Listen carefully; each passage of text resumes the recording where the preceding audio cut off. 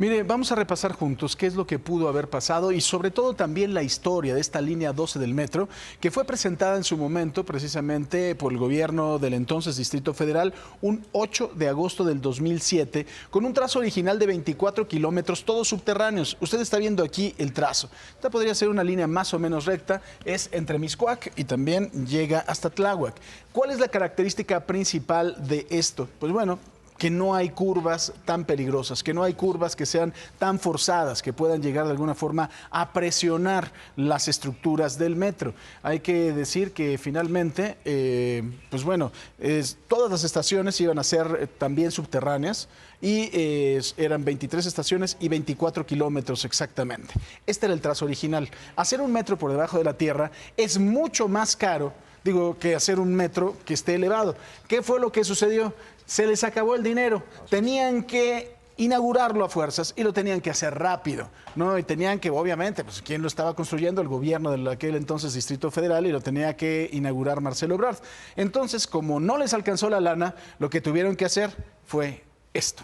Y es que, bueno, para que se den una idea, aquí está más o menos Revolución y Patriotismo, por esta zona está Insurgentes y ya de este lado la zona de Tláhuac, donde está lo que pasó el 23 de septiembre del 2008 sobre la calzada Ermita Iztapalapa, justo como dice Paco. Marcelo Ebrard, jefe de gobierno del Distrito Federal, dio el banderazo de salida para el arranque de la construcción del tramo Tláhuac a Tlalilco, con un cambio en el proyecto final que quedó de la siguiente manera. Los 26 kilómetros de la línea de 20 estaciones, 9 estaciones iban a estar elevadas, 9 subterráneas y 2 superficiales, Paco. Exactamente. Ahora observen aquí, vean nada más el trazo. Si me pueden poner la otra gráfica para que vean este trazo.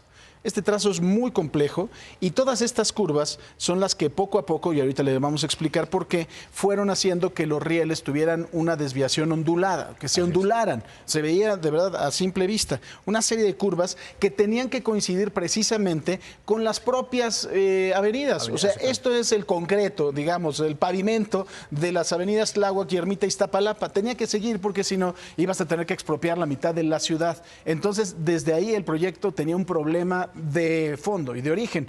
La línea dorada, le vamos a decir ahora, sí tiene 7 tipos de vías. 2 son elevadas de 4.6 kilómetros, que son estas también, y otra de 6.7, casi 7 kilómetros. También tiene, pues bueno, que es exactamente aquí en donde sucedió la tragedia. También hay 2 tipos de túneles, es uno de 900 metros de 7.8 kilómetros y otro también de la misma manera, pues bueno, este tiene nada más 0.9 kilómetros, un kilómetro más o menos.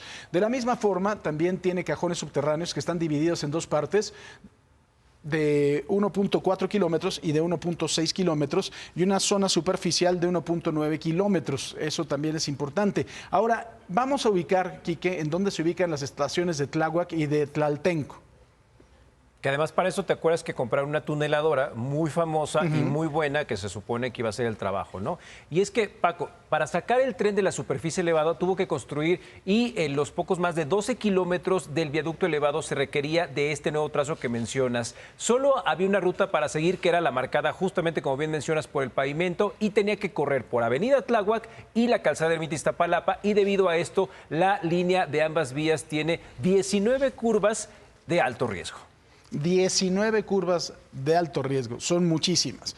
La curva 11, que es la que tenemos aquí, que es la que le vamos a presentar precisamente, que tiene un radio de 200 metros, pues bueno, que está entre las estaciones Zapotitlán y Nopalera, fue justo el lugar en donde se desnivelaron las vías y la causa por la que en marzo del 2014 se tuvieron que suspender las operaciones de la línea hasta noviembre del 2015.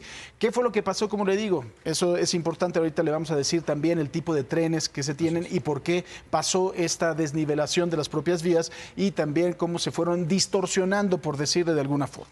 Y es que justo no lejos de ahí, entre las estaciones que bien mencionas, la del Olivos y Tezonco, que ya la conocemos, donde ocurrió el desgaste y la desgracia el lunes pasado, justo en esa recta previa hay una zona de curvas de alto riesgo, que es la que mencionas, ¿no? Que es una de las más peligrosas y donde incluso los usuarios desde hace mucho tiempo decían que esa curva, si la agarrabas rápida, te ponías a temblar. Además de todo, es que se oía mucho ruido, que se oía como crujían, ¿no? Y eso eso también, por supuesto, a la gente le asustaba mucho.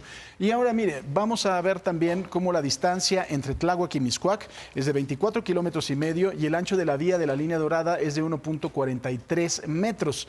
La línea 12 cuenta también con 30 trenes construidos por la empresa española Construcciones y Auxiliar de Ferrocarriles CAF, que son el modelo F10 y cada vagón mide 15.5 metros de largo por 2.8 de ancho y una altura de 3.84 metros. Y cada tren, que lo estamos viendo ahí, usted lo está viendo, cada tren cuenta con 7 carros y un peso de 238 toneladas. Aquí viene lo importante. ¿Sabe cuánto cuesta cada uno de estos trenes? 139 millones de dólares. El problema de este modelo en particular, de este tipo de tren, a diferencia de los otros de las líneas del metro, con excepción de la línea B, es que las ruedas de la línea 12 son de un material férreo, son de acero y pues finalmente en el caso de otro modelo de la misma CAF, que es el AE07, son neumáticos. El costo de esos trenes es 40% menos. ¿Qué es lo que se dijo? Que como estos trenes se habían entregado en arrendamiento, lo que iba a suceder es que iba a haber una comisión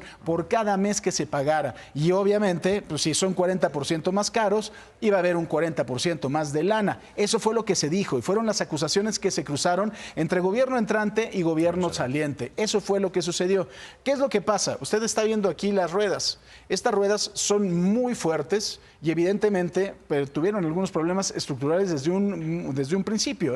Pues estas, al ser de acero, más pesadas. son mucho más pesadas y además de todo presionan mucho más. Y si el tramo elevado entonces tenemos las ruedas y están presionándolo ahí y obviamente tienen una mucho mayor vibración que las llantas, tenemos una tormenta perfecta, primero para que se puedan de alguna forma pues hacer pedazos los rieles y segundo para que haya una gran vibración que está presionando toda la estructura. Y es que si ustedes toman en cuenta el tonelaje, la velocidad, las vibraciones al ir arriba y todos los golpeteos, pues obviamente genera este tipo de riesgos. Son cerca de 12 kilómetros elevados los de la línea dorada. De ellos existe un segmento de 6.7 kilómetros, la zona de la tragedia, donde se emplearon estructuras metálicas de la obra y que se presentaban altas vibraciones, que era lo que comentábamos al paso de los trenes. El consorcio que construyó la línea explicó al respecto que las medidas y los materiales corresponden a la licitación, pero ya lo habíamos comentado incluso hace unos minutos, ¿no? Como estas vibraciones tenían que estar siempre siendo vigiladas. Ahora, aquí también hay otra cosa adicional.